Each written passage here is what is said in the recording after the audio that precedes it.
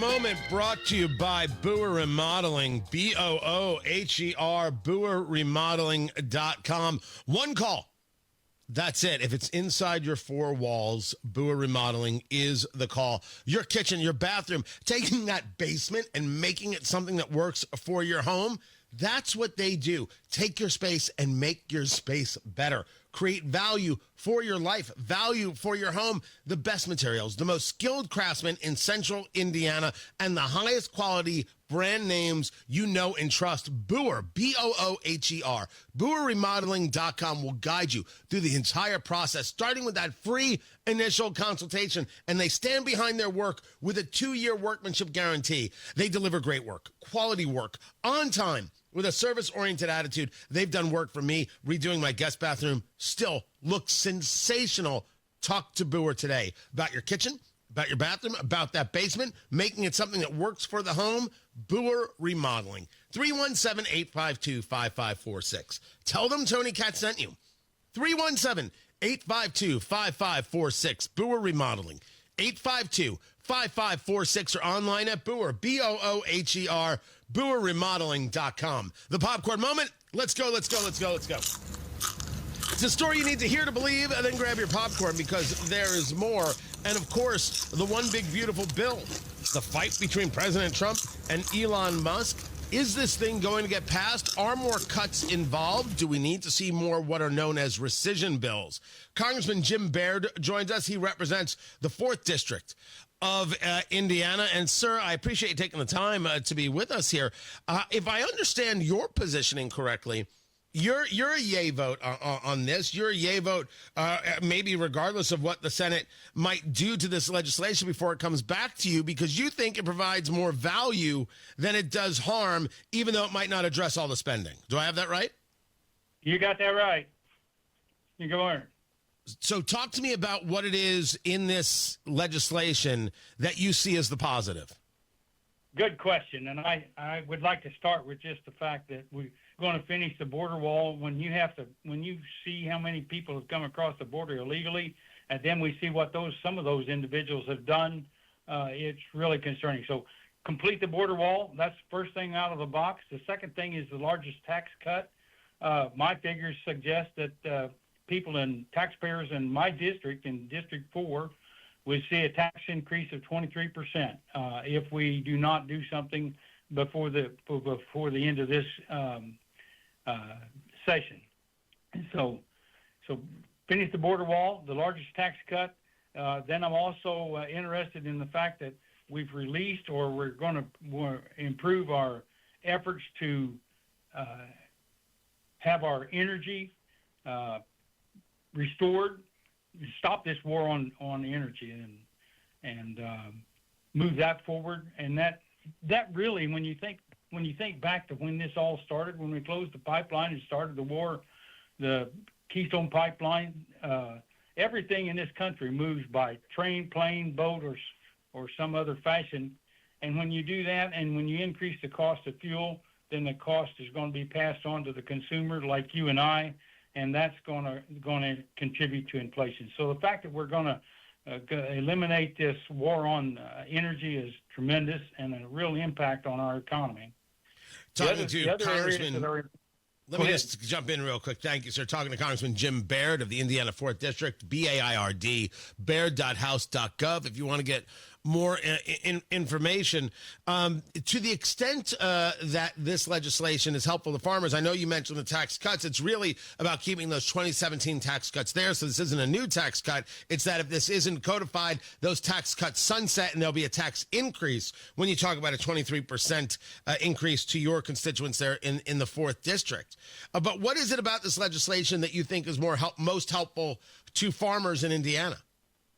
Well, for the cut in death tax and it reduces the pass-through taxes.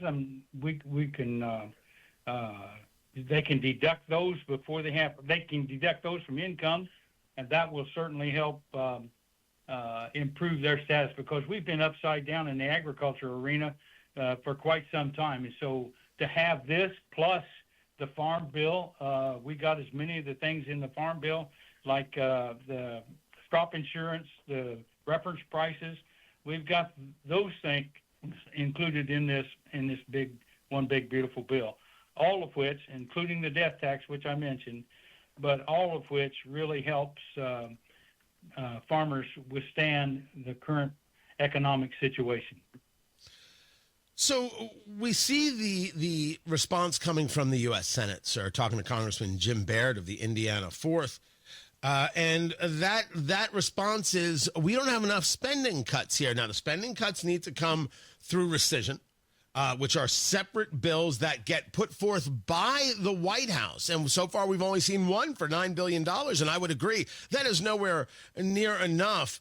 What is your take? Where is the House right now on these rescission bills? And are they supportive of the White House sending through hundreds of billions of dollars worth? Well, when I really think that's part of the process. We are in the third stage in a way. When you mentioned the rescission, and I think the Senate does have responsibility here. And if they can find more tax cuts, more power to them, because I think we're all interested in balancing the budget as we move forward. So I welcome their expertise and their input into this, but the bottom line is we need to pass this bill in order to prevent this tax increase and some of the other things that are going to happen if we don't get this done.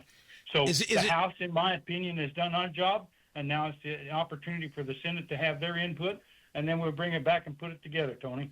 Is it your opinion, sir, that the Senate should pass the legislation regardless of the number of rescission bills that exist? Well, you're going to have to put it all back together at some point. So if I'm not sure that I agree with splitting it up, but if that's the way they want to proceed, it's all got to come back together, and we all got to pass a final bill that is supportive of this country and what we need done.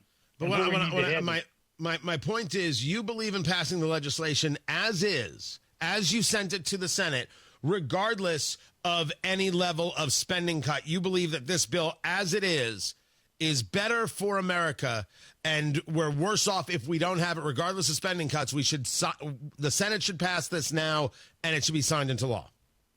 I welcome their input, but certainly we need to move forward to make sure we don't end up with a 23% tax increase on our people. So absolutely think that we need to move forward. And the other thing is, this is not the final.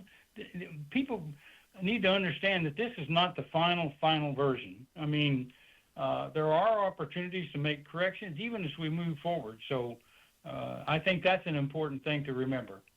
Before I let you go, sir, and I appreciate you being with us, Congressman Jim Baird of the Indiana 4th District, this fight between Elon Musk and Donald Trump, I'm not saying that you have given counsel to each man, but does maybe you have? I don't know. That'd be pretty interesting if you did.